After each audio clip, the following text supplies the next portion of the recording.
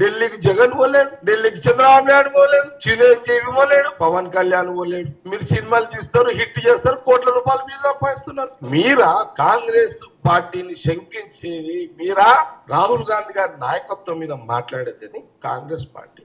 Okay. అంటే మన తెలియదు రాహుల్ గాంధీ నాయకత్వం పైన కాంగ్రెస్ పార్టీ పైన వాళ్ళు ఏమైనా రియాక్ట్ అయ్యారా చిరంజీవి కానీ?